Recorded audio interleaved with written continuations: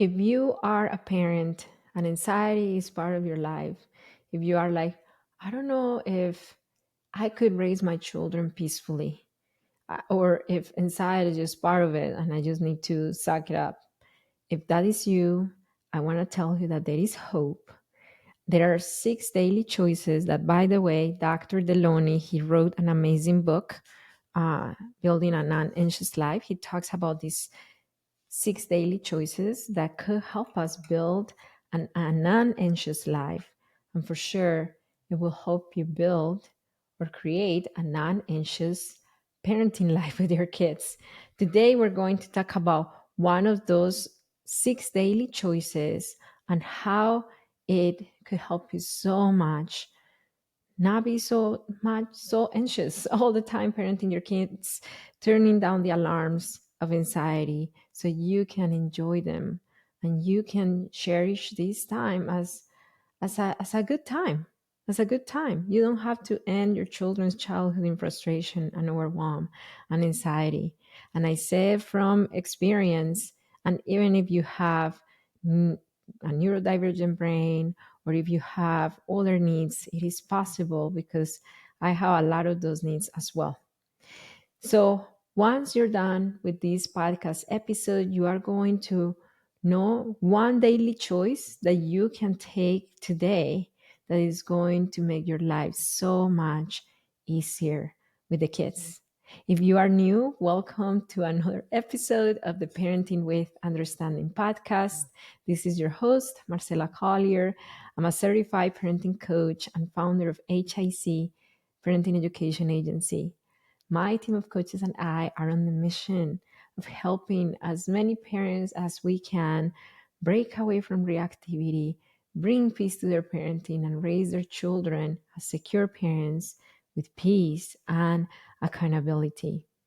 And part of building a non anxious life is being aware of how to build a peaceful life, right?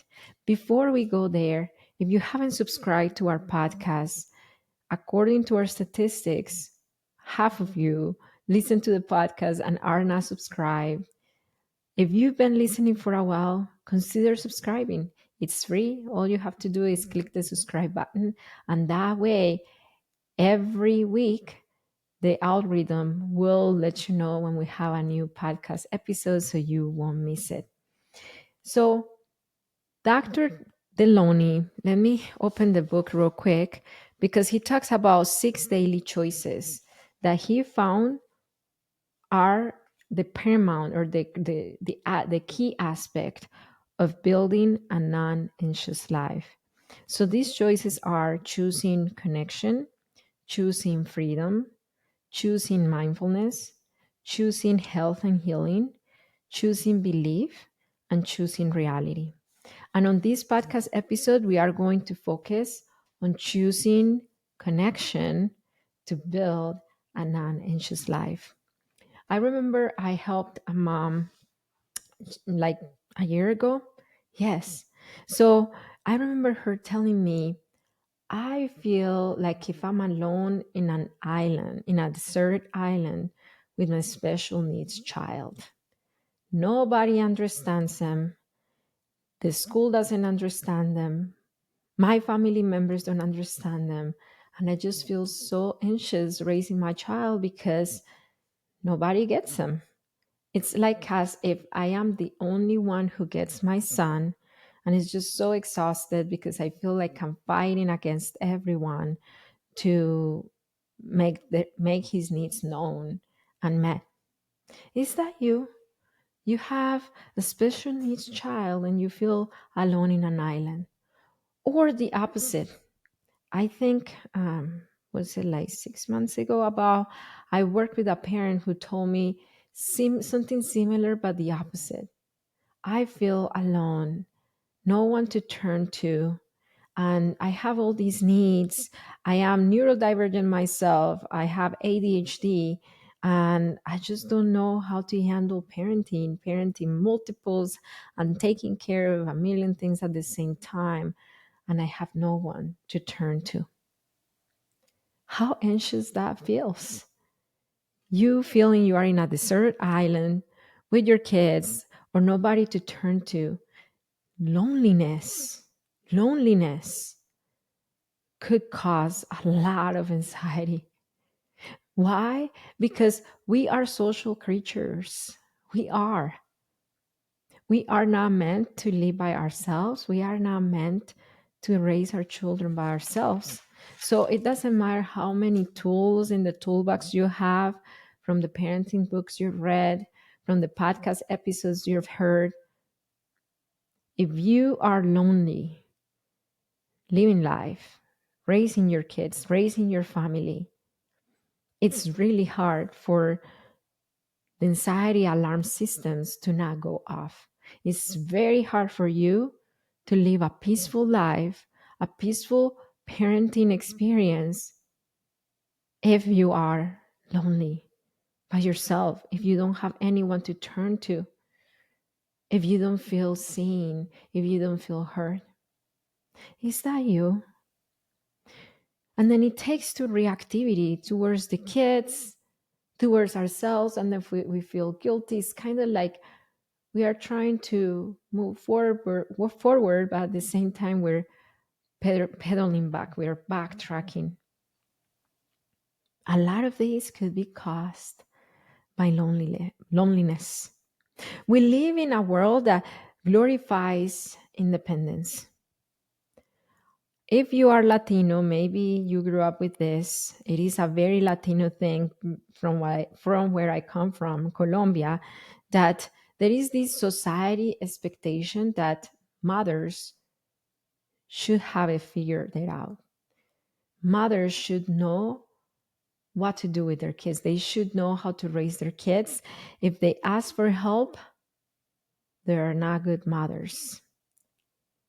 If they cannot do it all by themselves and they need babysitting, they're not good mothers. If they need parenting coaching, they're not good mothers. If their children need therapy, they're not good mothers. Do you have that tucked in narrative in you? You know your son needs occupational therapy. He has a lot of sensory needs. You know you need therapy. You know you need parenting coaching because you're still reacting, even though you don't want to react.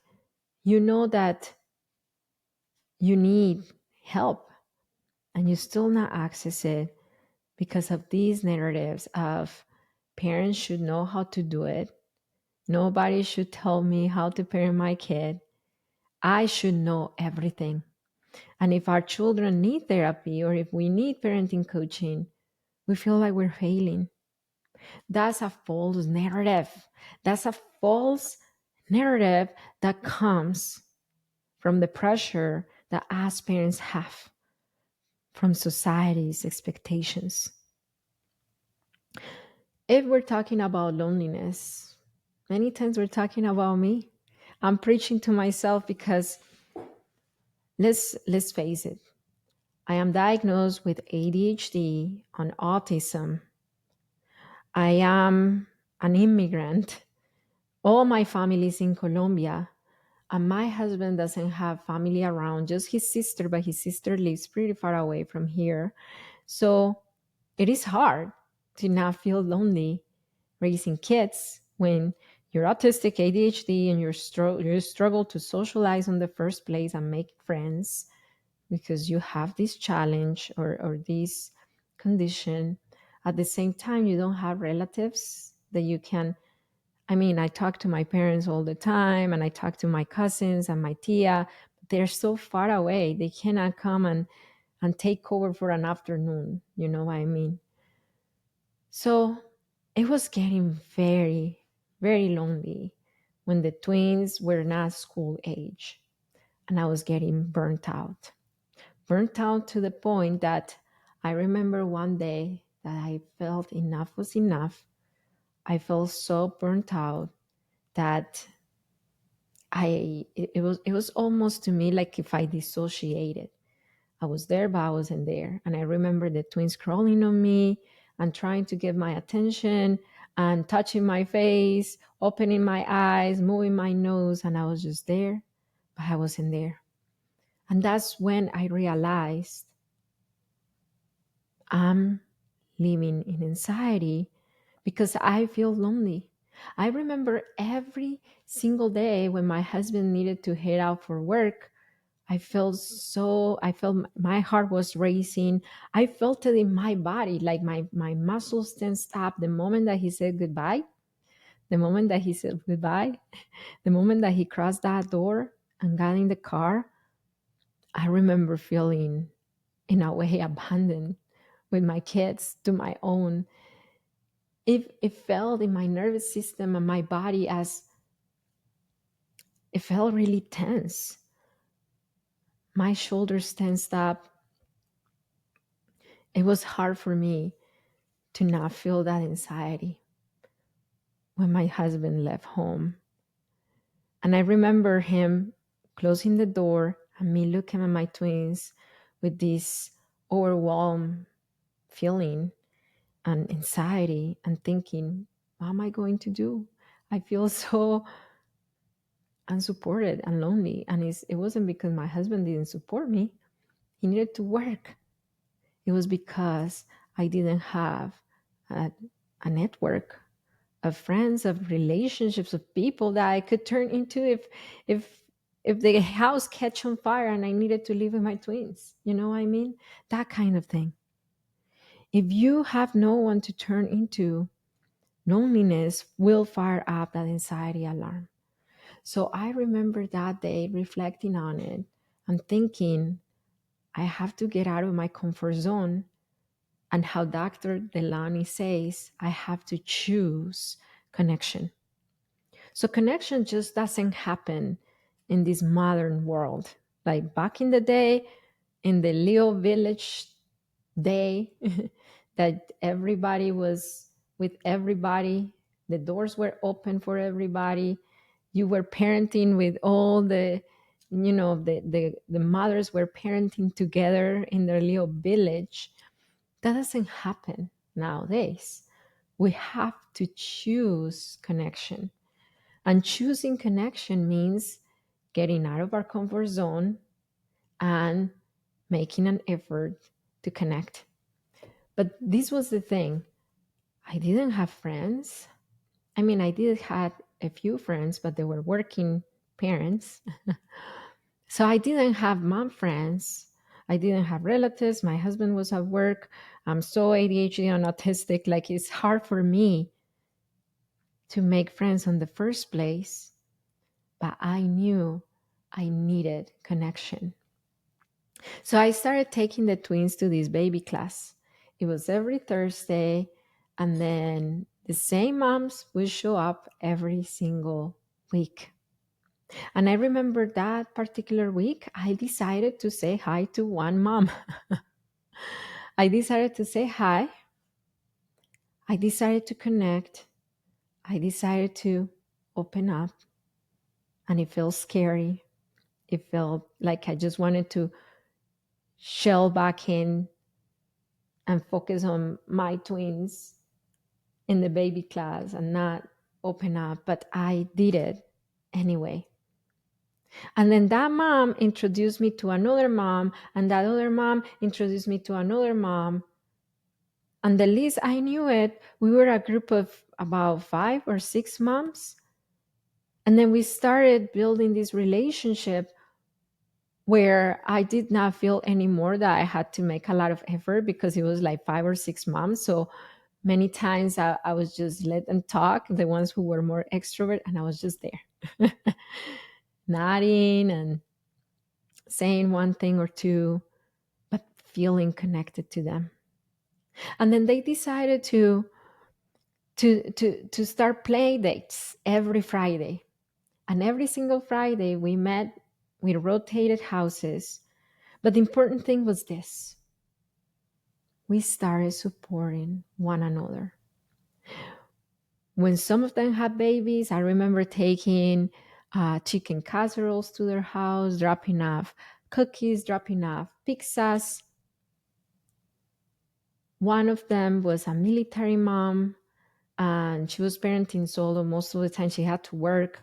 And I remember watching her girl every Friday night. Yes, and she came for her girl very late, like 11 p.m. or so. And I remember them helping me as well. When I had doctor's appointments, sometimes they took the twins, they watched the twins, or even just as simple as opening up about our parenting struggles and knowing that we are not alone. I wasn't the only one struggling to potty train my babies. I wasn't the only one struggling with bedtime and sleep regressions. I wasn't the only one feeling like lost in motherhood. Just knowing that I wasn't the only one brought a level of peace, and it quieted down my anxiety so much. So, connection doesn't remove the hard parts of your life, but it definitely helps us carry it because we carry it together and it becomes a lot lighter. So, why is connection so hard? Why is this daily choice? Why does choosing connection? Why is this so hard? And I started thinking about why is this so hard, and I came up with three reasons why it's so hard to choose connection. Reason number one why it's so hard to choose connection is because of individual differences. I mean, if you are autistic, ADHD, or OCD, or you deal with, or you have an anxiety disorder, or your children have a certain are special needs and they might be autistic, ADHD, it's hard for us to connect because we have individual differences and not everyone will understand our individual differences, number one. And number two, if you are autistic and if your child is autistic, we struggle on the first place to connect because it's hard for us to pick up on social cues. It's hard for us many times to have reciprocal conversations.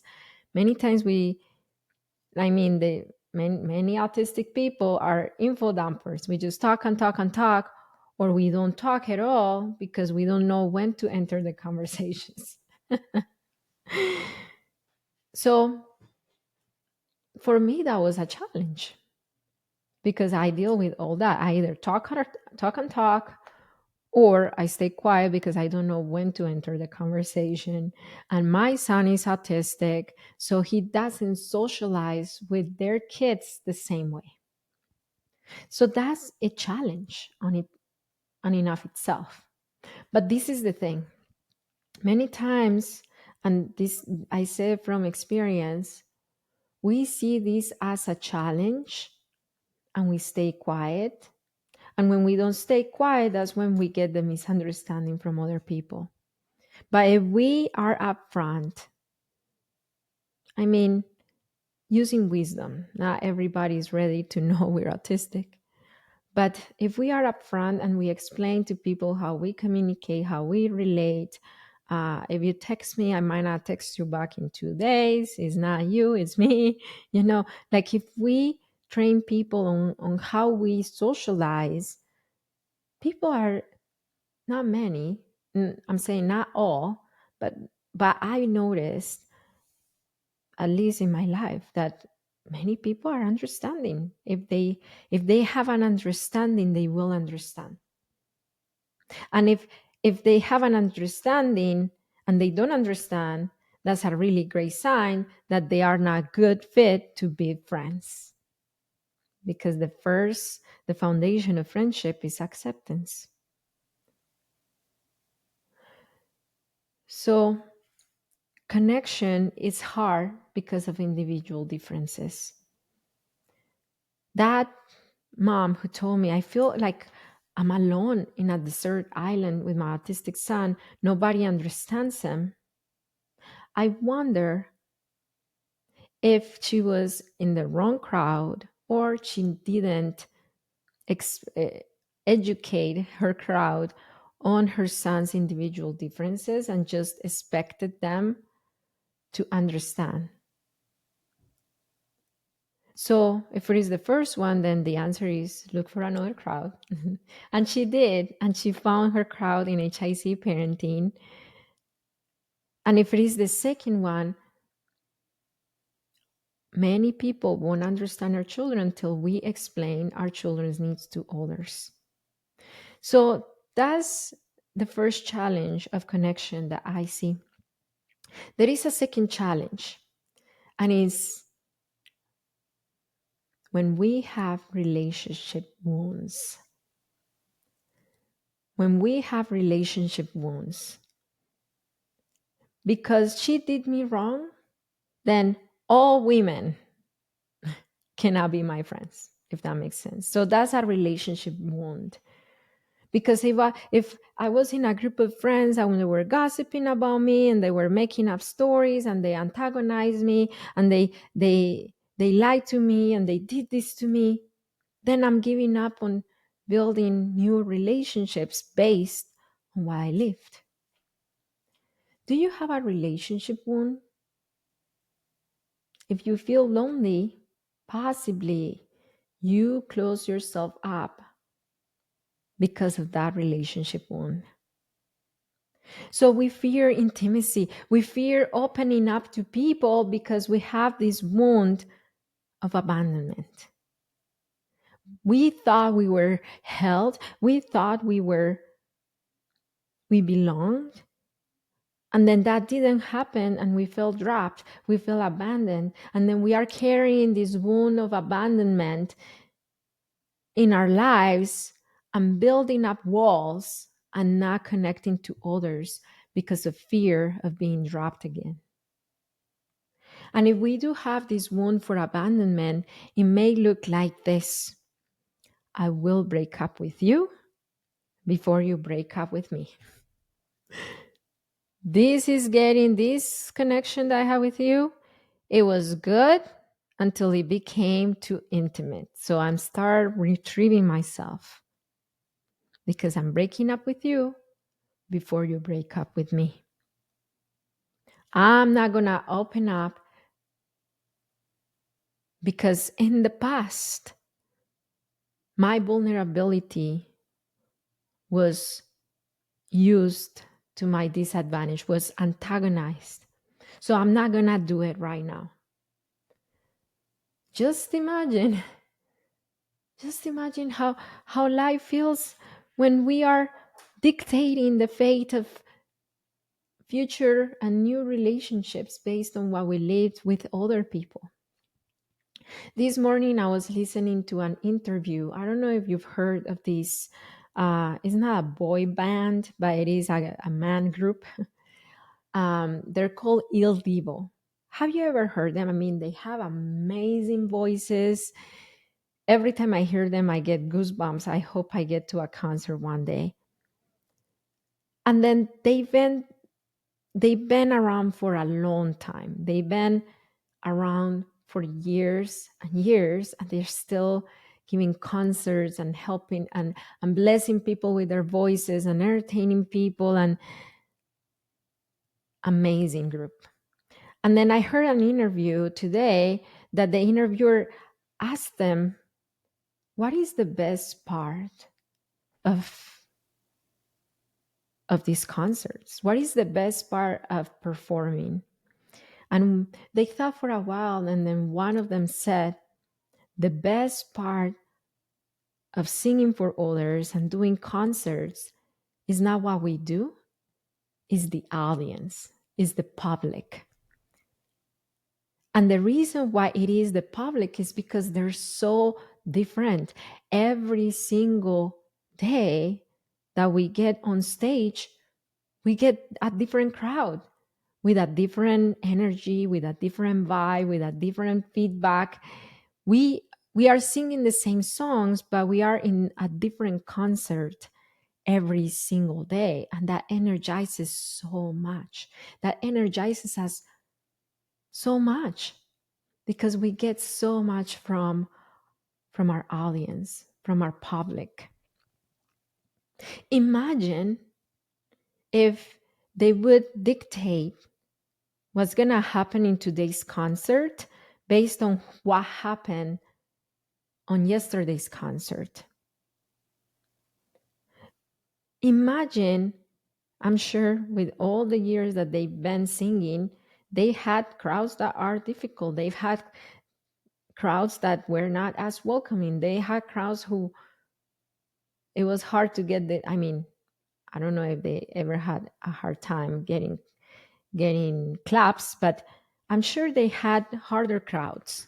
Imagine if they would have dictated what's going to happen in today's concert that you're going based on what happened yesterday. That's exactly what we're doing when we are allowing the wound of relationship abandonment to dictate how to relate with new relationships. So that's the second roadblock that I see when it comes to why it's so hard to choose connection.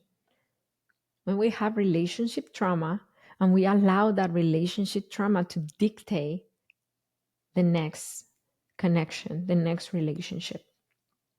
And there was a last one that I noticed, and it is a childhood narrative of I am a burden. What is this? If you grew up with parents who made you feel or believe you were a burden, was that you? Did you feel you were a burden growing up? Did you feel that your needs were a burden to your parents? Possible you felt that way if your parents grumbled when you had needs, if they punished you when you had needs, if they blamed you for their dysfunction. My life was better when I didn't have you. Did you get that growing up? So this creates the narrative of I am a burden. And that's a big roadblock when it comes to building new relationships. And then how does that feel like? How is this childhood wound look like right now that we're adults? I don't want to inconvenience her. I I need help, but I don't want to inconvenience people. I don't want to be a burden. I don't want to be I don't want to bother people. I know people are too busy. They're busy. So why would I bother them with sharing how I feel or asking for help or looking to connect with them and going to grab lunch? Why would I bother them with that? Is that you? Do you feel that way? And then you know you need help with a 2-hour babysitting, but you don't access that help because of this narrative. There are people in your contact list that you have not contacted and you won't contact it because you are embarrassed of contacting them. I'm like, I just don't want to be an inconvenience, or like it's just gonna sound weird. How come I'm reaching out to this person after 2 years of not talking to her? Is that you? Because that was me. That was me. I used to be that kind of person. Like if I haven't reached out to this person in 6 months, I'm just not gonna reach out ever again because I'm embarrassed. I'm embarrassed of knocking at their door again and calling them, texting them, and they're like, okay, who is this person again? Like, how come they're texting me now? So that's the childhood wound of I am a burden and I don't want to be a burden to others. And then this burden, this childhood burden mentality, this relationship trauma, feeling that nobody will understand our our individual differences, our neurodivergence, keeps us lonely. And it has nothing to do with not having relatives living close by. It has nothing to do with your husband working all day, because the fact of the matter is that most of us, unless you live in a homestead, but most of us have a community around. I mean, just go out the door, go to the store, you see a lot of people, right? So it's not that. It's something in our subconscious mind and our nervous system that is impairing us to choose connection. And then we feel burnt out, we feel exhausted, and we react. And that's what was happening to me when I wasn't connected to anyone when the twins were toddlers. But once I started building this little group of moms, things started to get a lot easier. The days were not too long because I had something to look forward to. Today we're going to have a play date. And tomorrow we're going to go to the park. And then the next day we are going to go to the zoo. And I remember going with them. If my twins were melting down, their kids were melting down as well. So we were all on the same boat. It was a laugh, lighter and fun. And then we come home from the zoo. The twins were exhausted. They were taking a nap. And then when they woke up from their nap, it was almost the time that it was almost the time that daddy came home.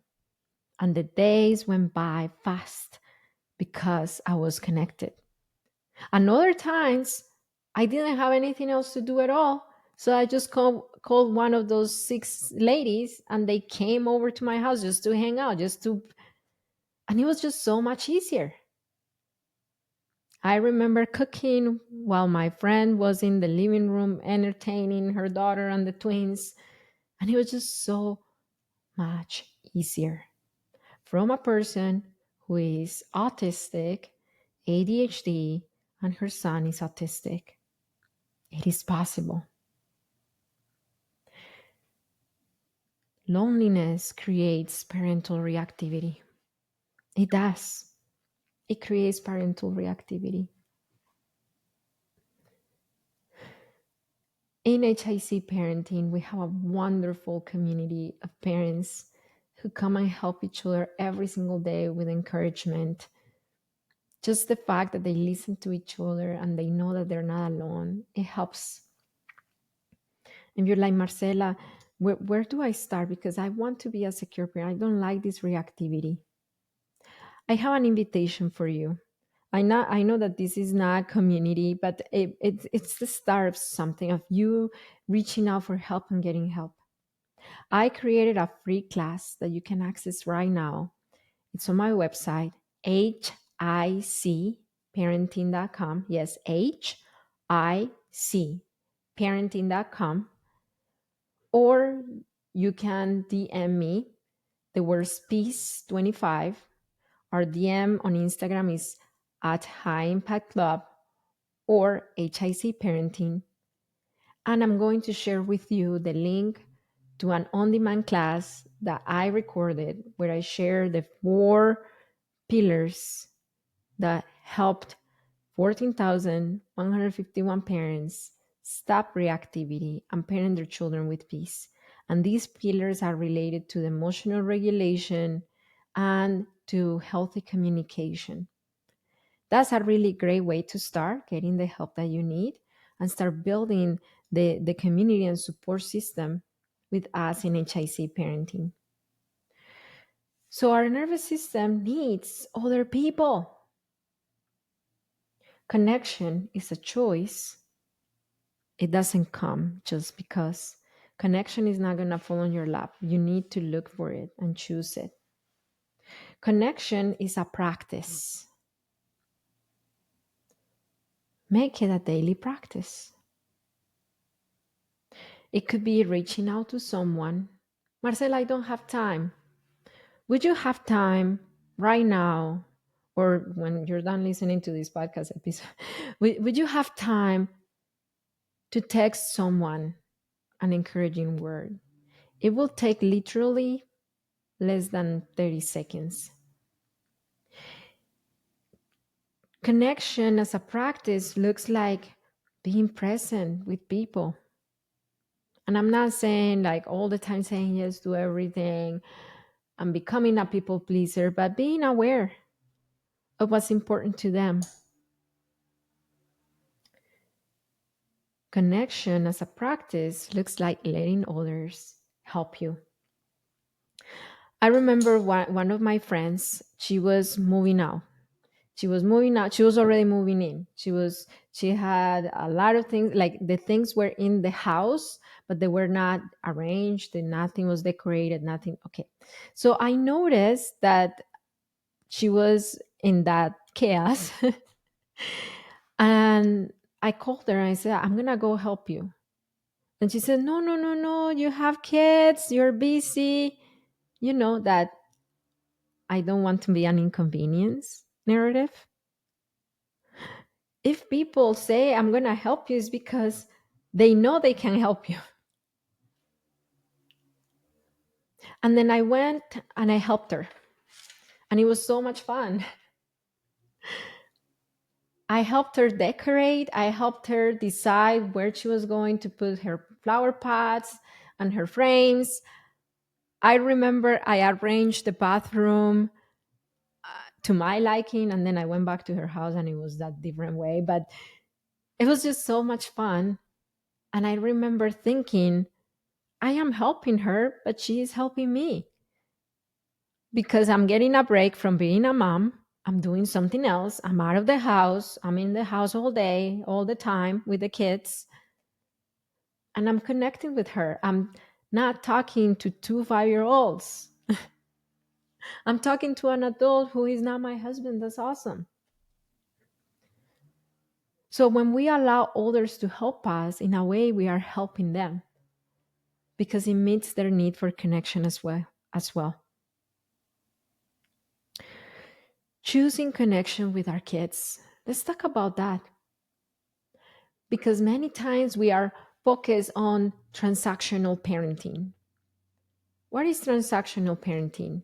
I need you to do this for me. I need you to listen. I need you to get down. I need you to, I need you to, I need you to. It's transactional parenting. I'll do this for you. You do this for me. That's transactional parenting.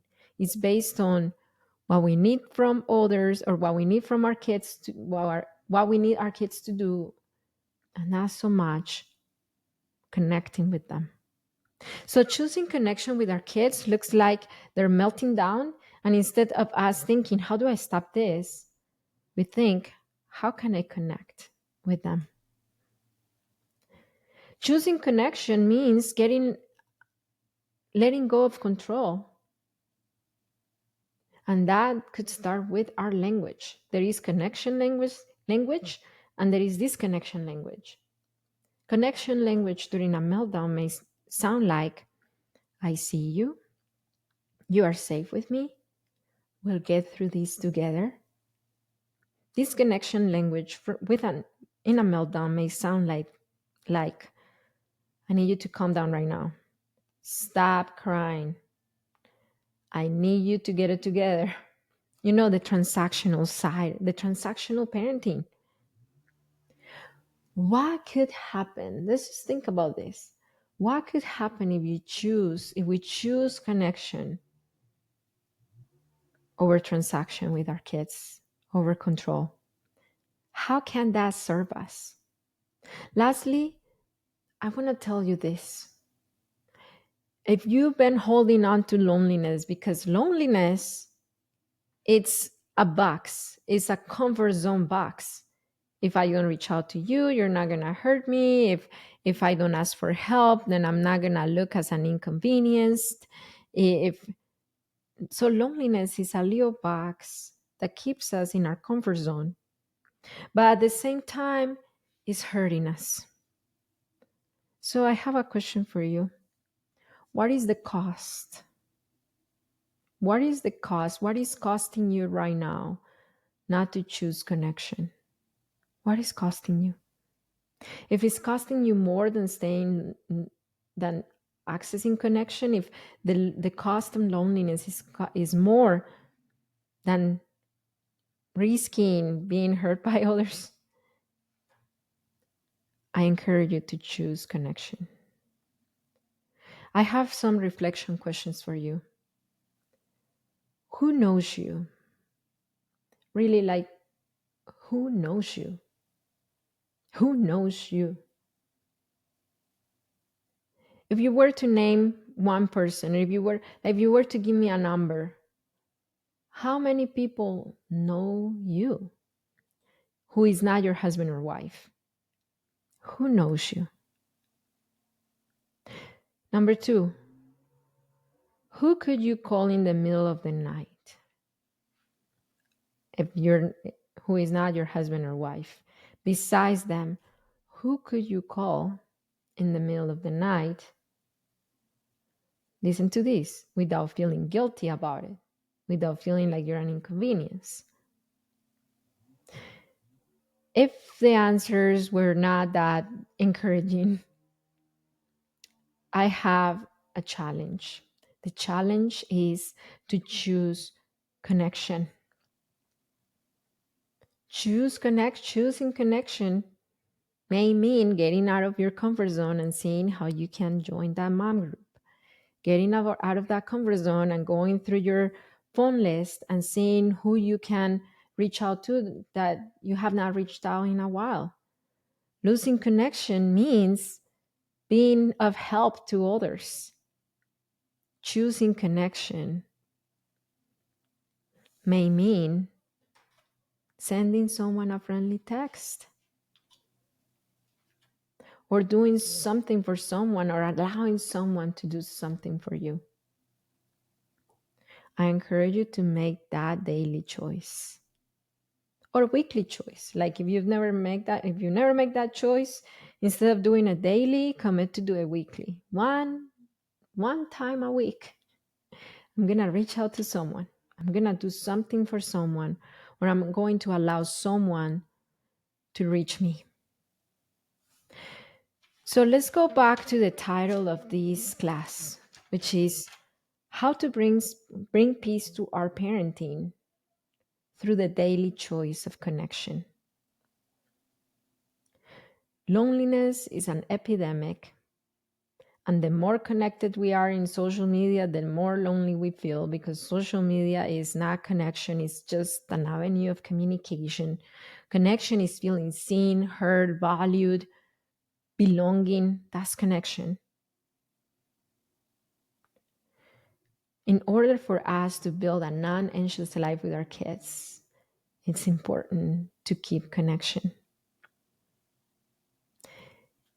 It only takes understanding of your needs and of your children's needs to raise secure children. If this episode gave you something to think about, if it rocked you a little bit, if it got you a little uncomfortable, that's the sign that you needed to hear this message. I encourage you, let's choose connection right now. I encourage you to share this podcast episode with one friend that you want to connect to. And bonus points if that friend is a parent.